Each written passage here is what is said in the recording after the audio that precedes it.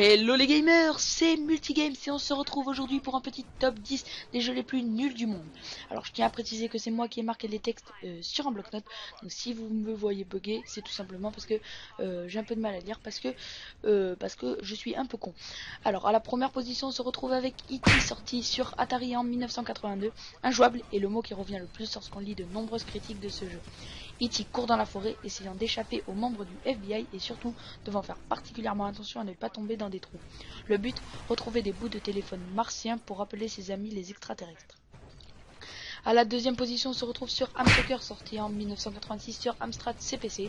C'est une mention absolument spéciale et toute particulière à ces 5 secondes dont le jeu a besoin pour suivre le ballon qui sort du champ de vision. Mention particulière à l'animation du gardien de but qui se compose de 2 gestes uniques. La première lorsqu'il est au repos et la deuxième lorsqu'il saute ou se couche. L'image étant strictement la même, enfin mention au ballon qui, suivant un code bien précis, ne peut en aucun cas rentrer dans les buts. Dark Castle, sorti en 1991, se retrouve à la 3ème place sur la plateforme Mega Drive, le seul jeu où on peut mourir en trébuchant sur une marche d'escalier. Rien de plus à dire. À la 4ème position, on se retrouve sur Cheetah-Man 2, sorti en 1992 sur Super NES. Décor unique, incapacité de se baisser et de sauter à plus d'1 mètre de hauteur sans faire face à la mort. Ennemis en tout genre et franchement pas des moindres. Husky, fourmis, perroquets et même vers de terre. Bref, vous aurez compris que Cheetah-Man est un des plus gros plantages en matière de jeux vidéo des années 90. À la 5ème position, on se retrouve avec un nom très long qui est Zelda The One of Gamelon, Link, The Face of Evil et Zelda Adventure. Sorti en 1993 sur CDI, je crois que ça se prononce comme ça. Donc chers fans de Zelda, l'heure est grave car les images qui vont suivre vont vous catastropher. Non, ne disons rien, il vaut mieux, c'est déjà trop dur. Alors à la 6ème position, on se retrouve sur Shake Fu, sorti en 1994 sur Super NES et Sega Genesis. Grand moment monsieur dame, car oui, on connaît personnellement quelqu'un ayant ce jeu en sa possession, lui est nommé pire jeu de tous les temps, car différents magazines, la cause ou plutôt les causes, jouabilité extrêmement pauvre, scénario incompréhensible et la présence du basketteur Shaquille O'Neal qui sent le marketing à plein nez. Et pour la petite histoire, ce jeu est tout de même créé par Electronic Arts et Nintendo.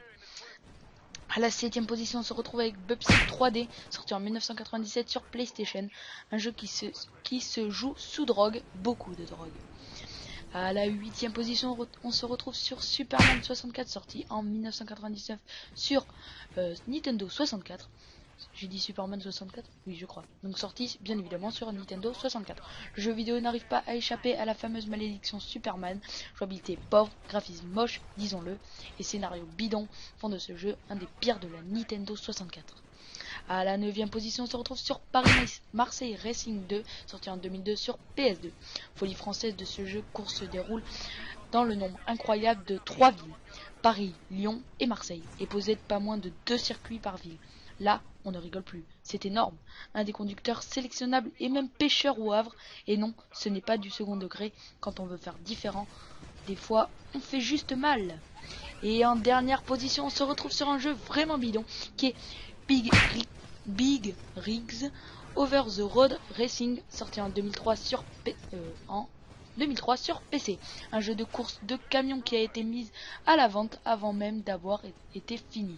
Le résultat, un jeu avec des textures mais sans armature, ce qui fait qu'absolument rien ne peut vous arrêter. Maison, arbre, un des jeux les plus mal notés par la communauté entière. Voilà, j'espère que cette petite vidéo vous aura plu sur un petit fond de Titanfall. Si c'est le cas, likez-la, commentez pour me faire part de vos impressions, abonnez-vous à ma chaîne si c'est pas déjà fait, et allez, ciao, bye bye. Je tiens à préciser que, encore une fois, c'est moi qui ai écrit le texte, donc excusez-moi si j'ai bugué. Allez, à plus les gamers!